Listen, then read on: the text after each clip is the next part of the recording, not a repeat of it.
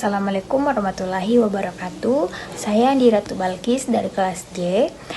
Di sini saya dan teman-teman saya akan melakukan presentasi dengan judul Metode Ilmiah Subjektivisme dan Objektivisme.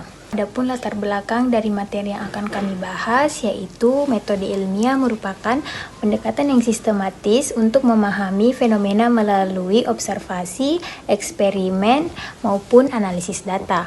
Dalam penerapannya, metode ilmiah sering dibedakan menjadi pendekatan subjektif dan pendekatan objektif, yang masing-masing memiliki peran penting dalam proses penelitian. Adapun yang pertama, pendekatan objektif. Pendekatan objektif ini bertujuan untuk memastikan hasil penelitian bebas dari bias atau pandangan pribadi peneliti.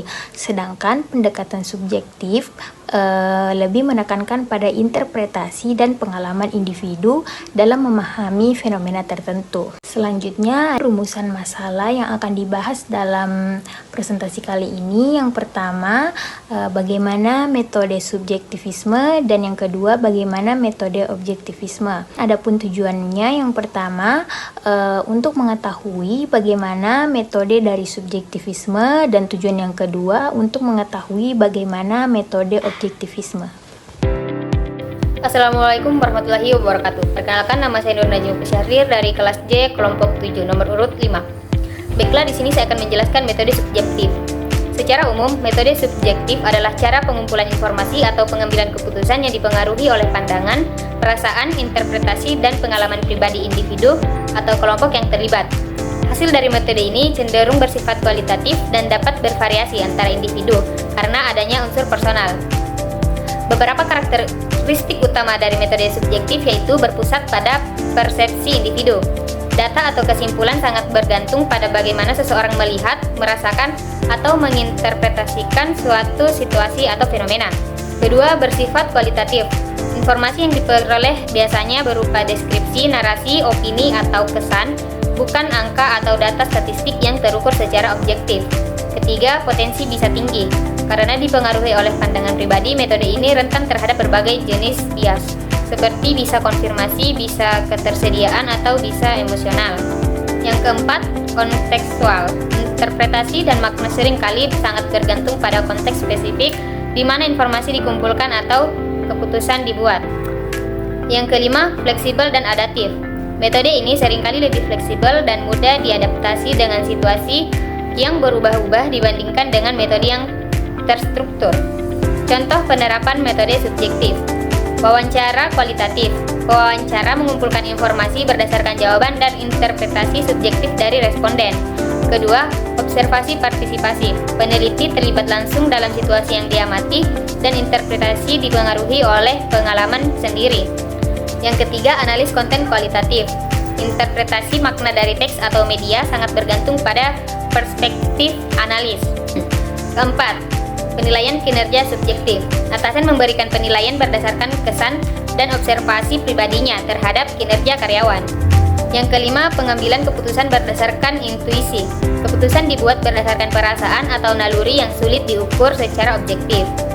Selanjutnya, prinsip utama subjektif. Metode subjektif memiliki beberapa prinsip utama yang mendasarinya, yang berakar pada gagasan bahwa realitas dan kebenaran sangat dipengaruhi oleh perspektif, pengalaman, dan interpretasi individu. Prinsip utamanya yaitu pengalaman individu adalah primer. Prinsip ini menekankan bahwa pemahaman dan pengetahuan tentang dunia dibangun melalui pengalaman unik setiap individu. Tidak ada realitas tunggal yang objektif, melainkan berbagai realitas subjektif yang dibentuk oleh interaksi individu dengan lingkungannya. Yang kedua, interpretasi aktif. Individu tidak hanya menerima informasi secara pasif, tetapi secara aktif menginterpretasikan dan memberikan makna pada apa yang mereka lihat, dengar, dan rasakan. Proses interpretasi ini dipengaruhi oleh latar belakang budaya, keyakinan, nilai-nilai, dan emosi. Yang ketiga, konteks itu krusial. Makna dan pemahaman sangat tergantung pada konteks di mana suatu peristiwa atau fenomena terjadi. Memahami konteks sosial budaya dan historis adalah kunci untuk menginterpretasikan pengalaman subjek. Yang keempat, tidak ada kebenaran tunggal yang mutlak. Metode subjektif mengakui bahwa kebenaran bersifat relatif dan dapat bervariasi antar individu.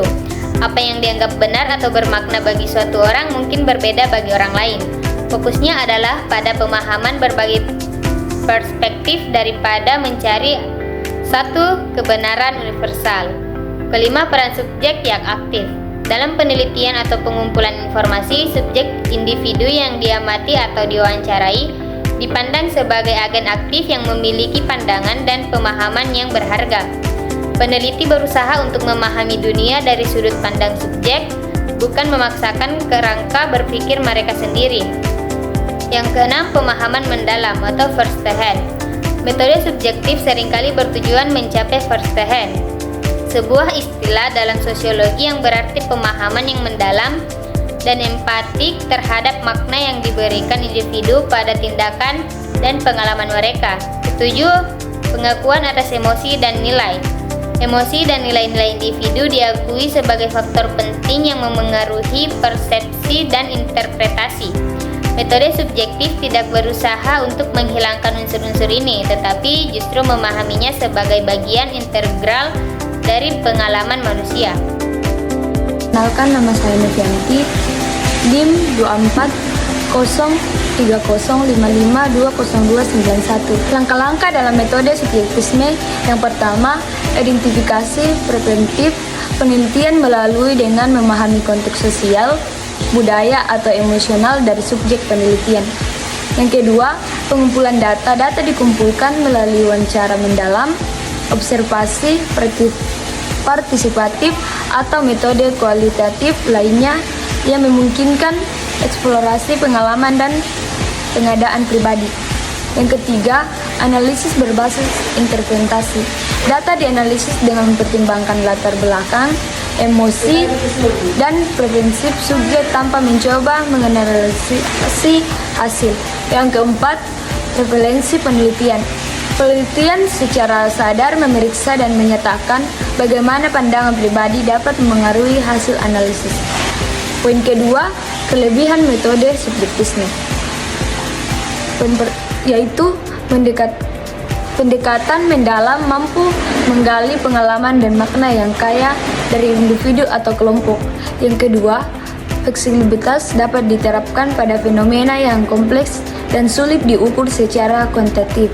Yang ketiga, menghargai keberagaman preventif, memungkinkan penelitian untuk memahami fenomena dari sudut pandang yang berbeda. Yang ketiga, kekurangan metode subjektisme. Kekurangan generalisasi hasil penelitian seringkali sulit diaplikasikan secara luas karena fokusnya pada pengalaman unik. Yang kedua, rentan terhadap biasa. Pendekatan ini sangat bergantung pada interpretasi penelitian yang dapat dipengaruhi oleh pandangan atau emosi pribadinya. Yang ketiga, kesulitan verifikasi.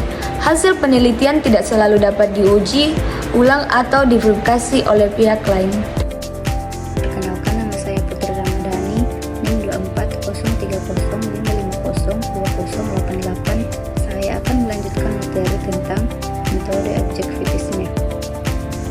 Dalam Statute Smith, Nolan menyatakan bahwa objektivitisme adalah pandangan bahwa objek dan kualitas yang kita ketahui dengan perantaraan indera kita tidak berdiri sendiri, lepas dari kesadaran serta keadaan kita terhadapnya. Realitas terdiri atas kesadaran serta keadaan tersebut, walaupun tidak harus kesadaran kita dan keadaan akal kita. Dalam Ahmad Tafsir menjelaskan bahwa objek pengetahuan sains, yaitu objek-objek yang diteliti sains, ialah semua objek yang empiris. Metode objektivitisme adalah pendekatan filosofis dan ilmiah yang menekankan pada keberadaan realitas objektif yang dapat dipahami melalui rasionalitas dan observasi yang bebas dari bias atau pengaruh subjektif. Pendekatan ini bertumbuh pada keyakinan bahwa kebenaran dapat ditemukan melalui fakta yang bersifat universal dan tidak tergantung pada persepsi individu. Dalam Mustafa menyatakan objektif filsafat adalah menelaan hakikat tentang manusia dan tentang segala realitas yang nampak di hadapan manusia. Ada beberapa persoalan yang biasa dikedepankan dalam mencari objek filsafat, meskipun akhirnya tidak ada lepas dari ketiga hal itu, yaitu yang pertama, dari apakah benda-benda dapat berubah menjadi lainnya, seperti perubahan oksigen dan hidrogen menjadi air. Yang kedua yaitu apakah zaman itu yang menjadi ukuran gerakan dan ukuran wujud semua perkara. Tiga yaitu apakah bedanya makhluk hidup dengan makhluk yang tidak hidup. Apakah ciri-ciri khas makhluk hidup itu? 4. Apa jiwa itu? 5. Jika jiwa itu ada, apakah jiwa manusia itu abadi atau musnah? 6. Dan manusia ada lagi pertanyaannya yang lain, metode objektivisme. Selanjutnya yaitu prinsip utama metode objektivisme. Yang pertama, realitas nyata. Objektivisme berpandangan bahwa realitas bersifat absolut dan eksis secara independen dari pikiran atau persepsi manusia. Hal ini berarti fakta tetap benar meskipun tidak diakui atau diterima oleh semua orang. Yang kedua, rasionalitas sebagai alat utama. Rasionalitas dianggap sebagai satu-satunya cara untuk memahami realitas. Penalaran logis dan bukti empiris menjadi dasar dalam mengambil kesimpulan atau keputusan. Yang ketiga, penghindaran bias subjektif. Objektivisme berusaha menghilangkan pengaruh emosi, prasangka, atau interpretasi pribadi dalam proses pengamatan dan analisis. Yang keempat, pengulangan dan verifikasi.